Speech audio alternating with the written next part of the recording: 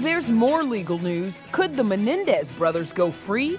The two have been behind bars for almost 35 years, serving life sentences for the brutal killings of their parents. The LA District Attorney announced for the first time that they're reviewing the case. The attorney for the Menendez brothers are arguing that there are two key pieces of evidence that are new. The first is that Erik and Lyle's father molested someone else, and this was an individual named Roy, who was a member of the boy band Menudo, who's come forward. The other is that one of the brothers wrote a letter to their cousin talking about the abuse months before the murders happened.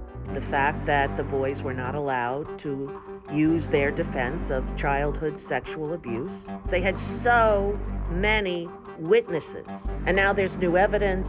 Stars are showing their support. Kim Kardashian, who recently visited the brothers in prison, says they are not monsters. She wrote an essay for NBC News calling for their freedom, adding that while the killings are not excusable, we owe it to those little boys who lost their childhoods, who never had a chance to be heard, helped, or saved.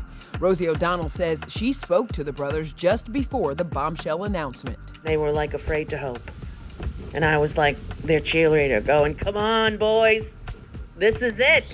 The new developments come amid heightened interest in the case, thanks in part to Ryan Murphy's Monsters, the Lyle and Erik Menendez story. Ryan's take?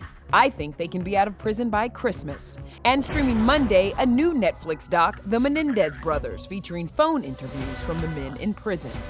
We looked like the perfect family, but behind the walls, something very wrong was happening. To be those two children at 8 years old having torturous sex abuse, it happens, people.